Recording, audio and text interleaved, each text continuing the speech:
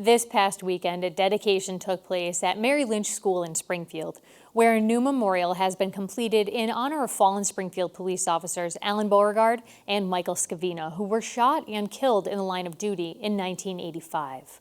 Part of the funding for the memorial was raised by the annual Ride to Remember, a bike trek from Springfield to Boston every September in honor of fallen officers.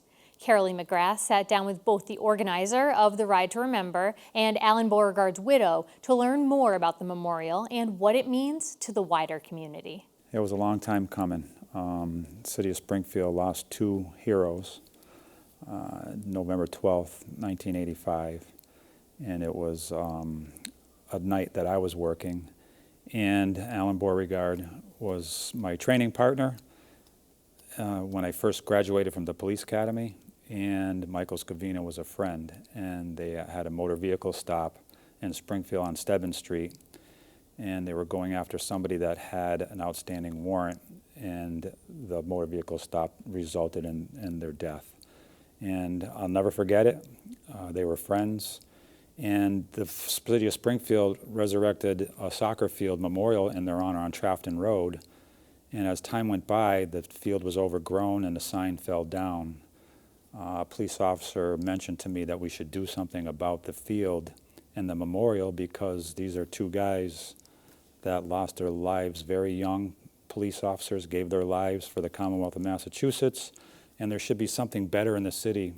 And as a result of the Ride to Remember, which is a fundraising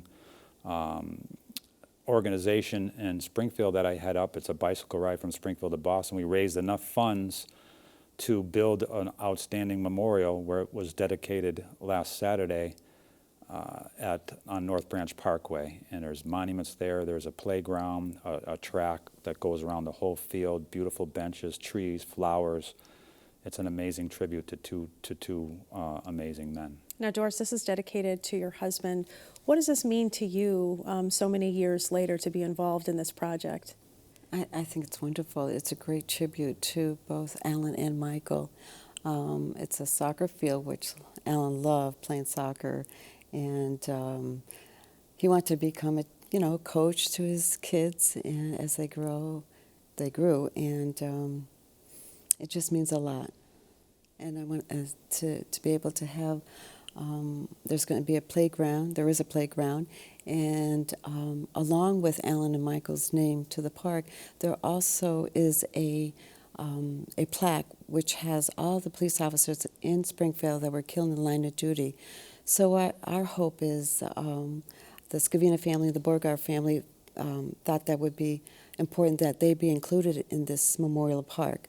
They're all heroes in our eyes. And it's important that the children will go to that plaque, and that the grandparents or the parents or friends that will take those kids who are playing at the soccer field as well as playing in the playground to go to that plaque and to tell them what these men did for the city of Springfield, how these names are true heroes.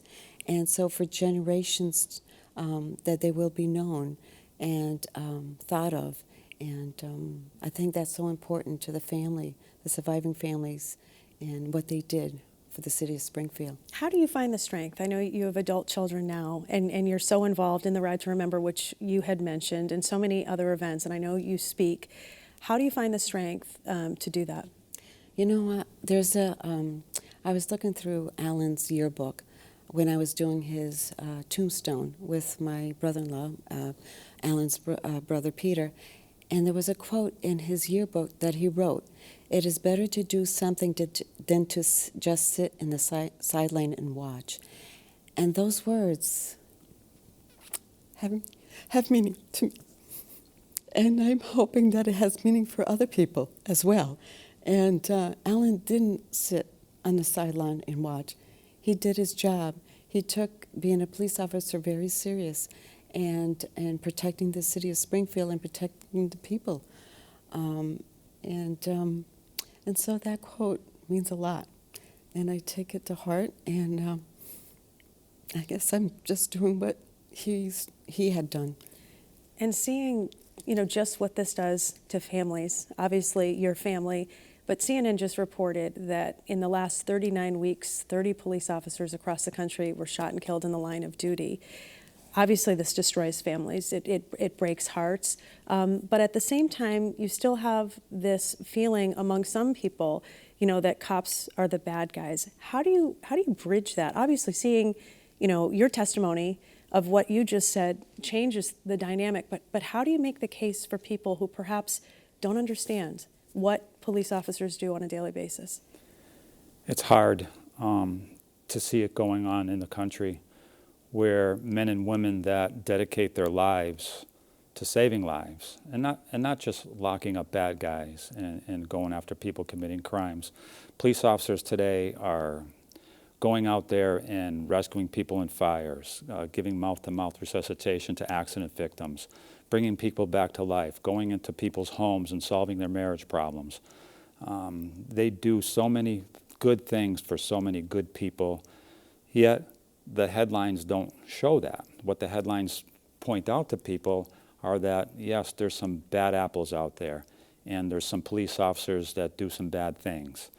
And that gains national notoriety away from the fact that there's hundreds of thousands of police officers every day to go out there and do great things. That's not talked about. So when a police officer does one thing bad, all police officers are painted with the same brush. And when people look at police officers, they look at the badge, they look at the blue uniform, but they don't look at the person behind the badge. And the family behind the badge. And the family behind the badge, that there's loved ones there, they have kids, they have children. The men and women that put on the badge go out there every day, and people look at just the badge. They don't look at that, hey, this guy's a soccer coach, or this guy's going to PTA meetings, and this guy is mowing the lawn, and he's got a family that love him and friends that love him. And I've worked in the city of Springfield for 37 years as a police officer, and I saw many, countless great things that cops do every day that go unnoticed. And you know what? They still get up every morning, they put on the badge, and they go out there, even though today it's not as popular as it was back in the day, that police officers are looked on in a different light. They're still going to go out there.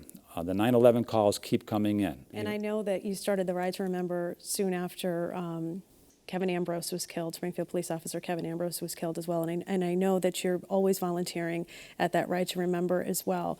When you hear the phrase never forget, I remember hearing that often after 9/11, just never forget. I think that certainly resonates, here. What's your message to people as they think of the Ride to Remember, as they think of the ceremony that just happened and this new memorial, of that, how important it is to never forget? It is important, especially for the surviving family. We here in Massachusetts, I'm so grateful because there's so many ways that they have not forgotten our loved ones. State of Massachusetts, they have a beautiful monument that's out there, and they have a service every year. And in Springfield, so grateful. They have one in front of the police station that we have during Police Week and Memorial Service, as well as Western Mass Chief, who helped build one that's in front of the Stick College. And we're so grateful for that because they are not forgotten. And also in Washington, D.C., the beautiful monument that we have there for our law enforcement officers. So they are not forgotten, and it means a lot to the families.